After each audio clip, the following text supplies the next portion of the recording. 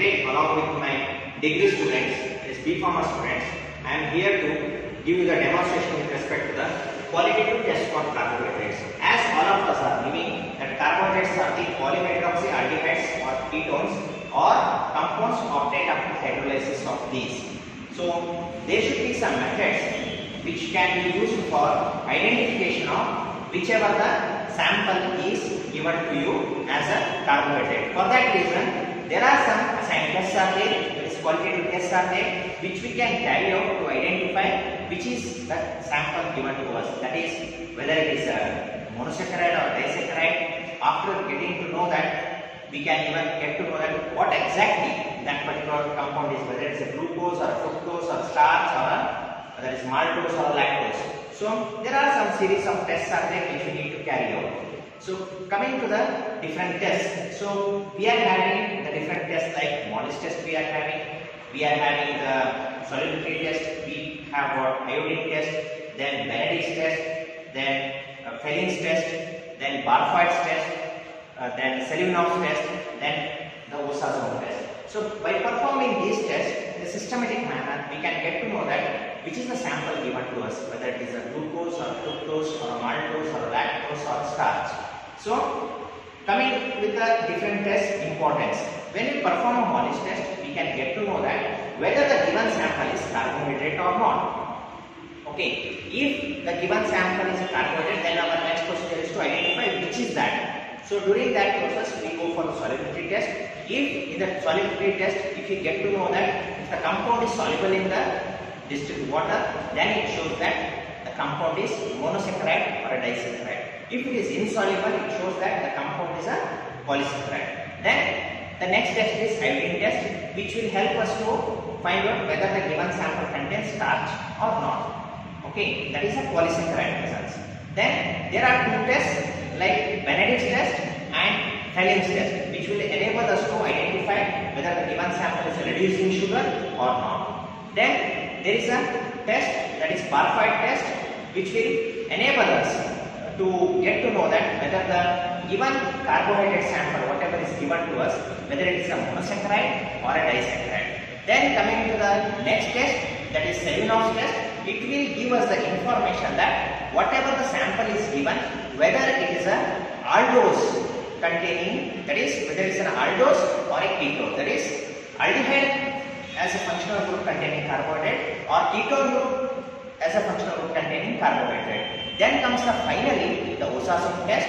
It is basically is also called as vinyl hydrazine test, which will enable us to get to know that whether the given sample is a glucose or a fructose or a maltose or a lactose. That is, it is a final confirmatory test. How we are doing that? Our students will explain the same thing, and the crystals, based on the types of the crystals formed, we will be able to tell whether it is a glucose or a fructose or a maltose or lactose. For example, for glucose and fructose, we get a yellowish needle-shaped crystals, whereas for maltose we get the powder puff-shaped crystals, whereas for the lactose we get a yellowish ball-pricked needle with the such type of the crystals. Okay, with this brief information, now I will call upon my students to give the demonstration with respect to the identification or the qualitative test for the carbohydrates. Hello everyone, myself Mahesh Chaudhary. Today we are going to perform qualitative test for carbohydrates for the given unknown sample.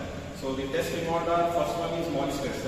Take 2 ml of sample solution plus 2 drops of Mollis reagent plus 1 ml of concentrated sulfuric acid side of the test tube. So here we can observe a violet ring appearance at the junction of two liquids. So it indicates the presence of carbohydrates. So second step is solubility test. Procedure involved is take q mg of sample solution plus 2 ml of water. So here we can observe it is soluble in water. So it indicates the presence of disaccharide. So the third step is iodine test. Procedure involved is take 2 ml of sample solution plus 2 to 3 drops of iodine reagent. Boil for 2 minutes. So we can observe that. So here we can observe it doesn't appear blue color. So it indicates the absence of starch. Fourth test is the Benedict test. Take 5 ml of Benedict reagent plus 8 drops of test solution. Mix it well. Then boil it for 2 minutes. allow it to cook. Later we can observe.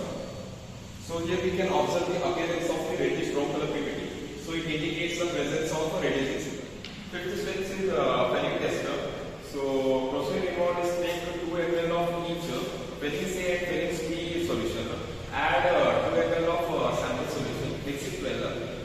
Boil it for 2 minutes. Allow it to cool. So here we could observe. So we can observe the appearance formation of the red color PPT. So it indicates the presence of reddish sugar. So sixth step is the barcode tester.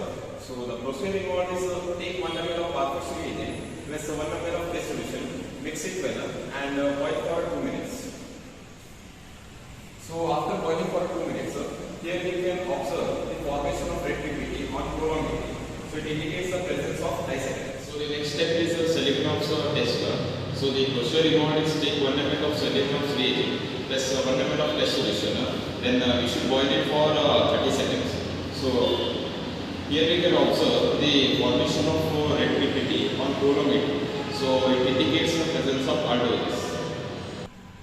So the eighth and last step is post-up step. So the procedure involved is take 5 ml of test solution plus 2 spatula of phenyl hydrogen plus 1 spatula of sodium citrate and add 5 drops of glacial acetic acid. Mix it well and keep it under water bath for 30 to 45 minutes. Later take the sample and focus it under microscope. So here we can observe the yellow needle-shaped crystals. So it indicates the presence of lactose. Find the result. By carrying out the qualitative test for carbohydrates, we can count that the given sample is lactose and it is disaccharides. So this is the structure of lactose. Thank you.